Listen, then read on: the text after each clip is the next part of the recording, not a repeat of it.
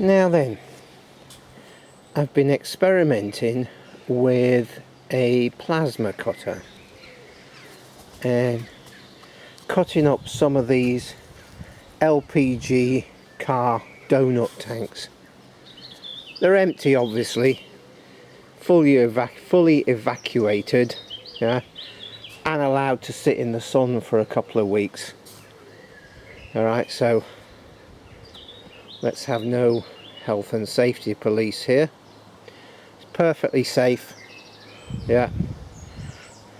They're open to the air, all the bungs have been taken out, but this 4mm steel, look at that, and it's cutting in a curve.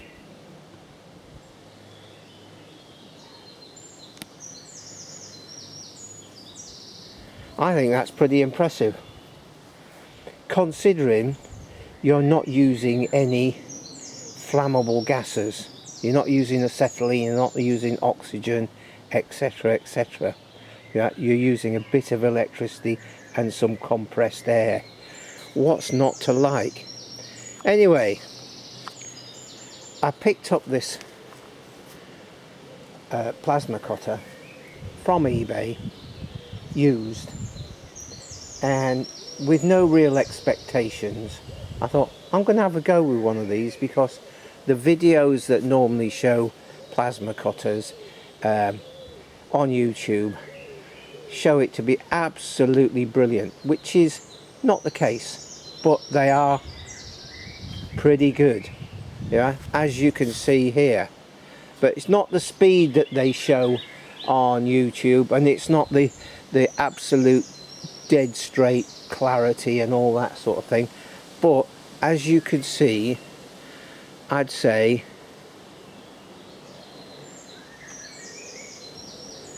not bad, yeah. Bit of spatter on the back, and you know, it's not very level, but is that down to me? Probably. If you had a straight edge and you could work against it, that'd be easier, but not on a cutting through a curved surface and also cutting in a curve.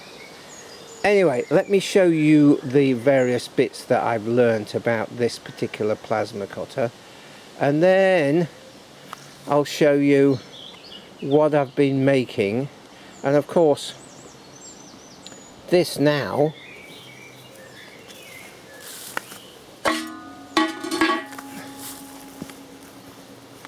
is a fire pit, isn't it?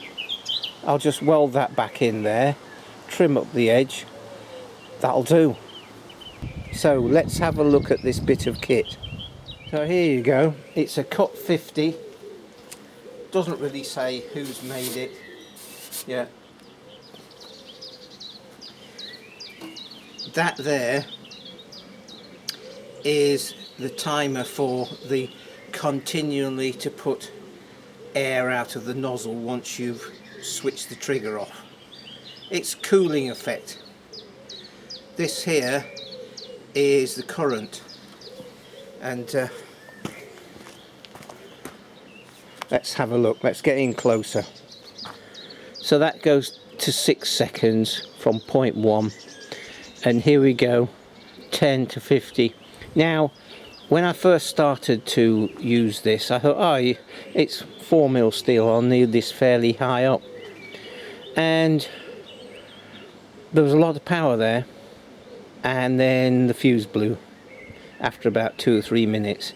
So now, after a bit of experiment, I've realised that, I don't know, what is that, 20 or something? That's about right, that'll do for that. Yeah. There's no point plugging it in, because all this shows is the current.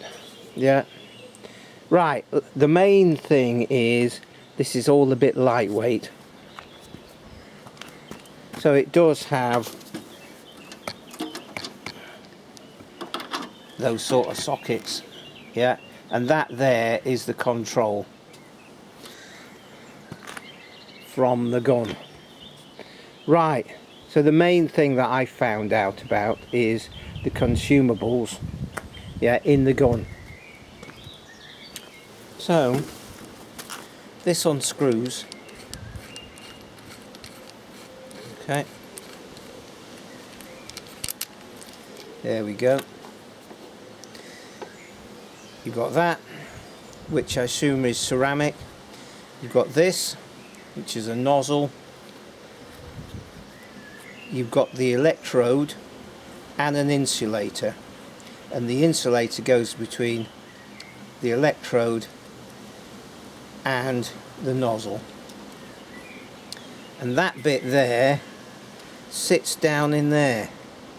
Now these tend to just sort of get a bit loose, and then you'll get arcing, and can you see in there there's quite a bit of arcing, so at some point you have to give that a good clean. Yeah, but these wear away quite quickly down to something like that. But they're double-ended, but as you can see, both of these have been used, and so I bought a pack of consumables. I don't know how good they are. Yeah, I don't know much about the quality, so I got 10 of each, including, and it's disappeared somewhere already, there it is, insulators and shields. Yeah, what I found out was the thing that makes them wear out quickly is where you get a situation where the plasma bounces back. So I do not ask this thing to cut a hole in a fresh plate of steel. I'll either cut a slot or drill a hole to start from, or start from the edge.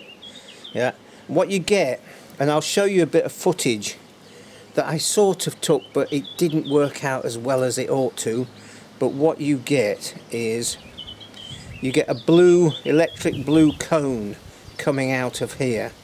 Yeah, yeah, but and of course if you're trying to cut into steel, that cone bounces back and really burns this quite quickly. You also get that if you're trying to travel too fast and you're not cutting all the way through. Yeah, and once you've got that started burning away, you get a flaring sound. Yeah, and of course it damages the nozzle. So you've got to be aware of the sound really, and avoid the bounce back. And when you hear that flaring sound, be aware that it's time to change various bits. Okay, the next thing is you can't wear a welding mask. You've got to have the right eye protection, either on level 3 or level 5.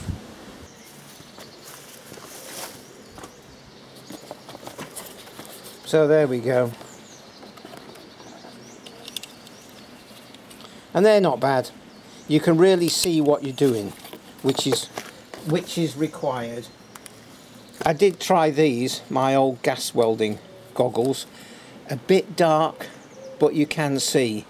But arc welding, nah, definitely not.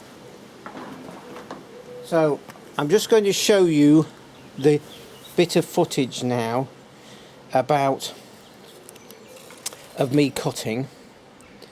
Yeah, but if you got one of these, get yourself a pack of 10 or something of the consumables. Get yourself the right goggles, yeah, or eye protection, and be aware that these burn quite quickly, and you don't need to have the current so high.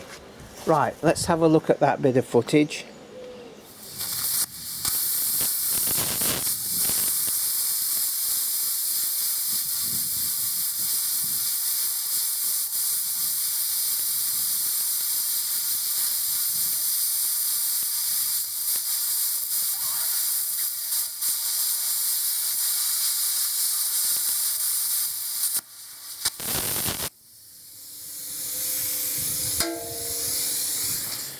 So there was something about, I don't know, the camera angle or whatnot. I had the goggles over the camera to protect the lens and what have you, and so you could see, but there's still quite a bit of flaring, so you couldn't see that blue cone. But that blue cone, you know, you want the end of that blue cone to be on the steel. So it's a matter of just lowering the nozzle, and then when you start to get the plasma moving, then lift the gun up a bit and start cutting. You've really got to have the right stance and lock your arm against your knee and all those sorts of things to try and get an evenish cut. And I was following chalk lines. I found that quite useful. Anyway, the reason why I got this plasma was A, to process these tanks, and B, I think I'm just going to have to zoom back. So why not have a bit of an experiment and do a bit of steel sculpture? Yeah. The top hat is the center of one of these tanks.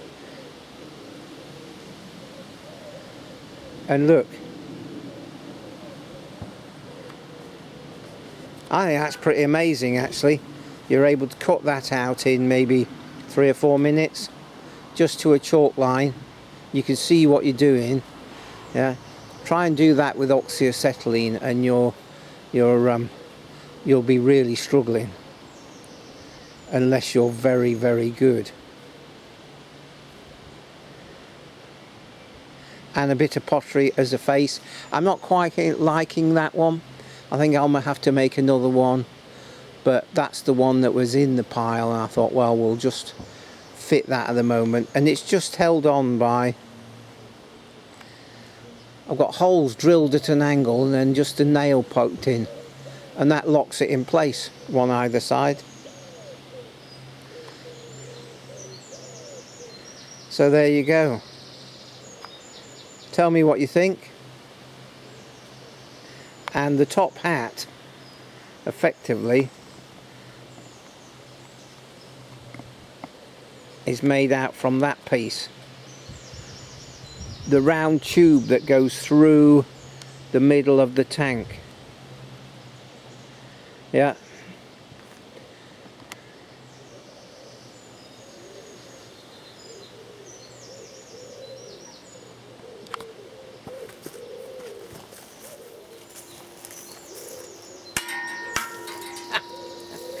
Catch up with you soon.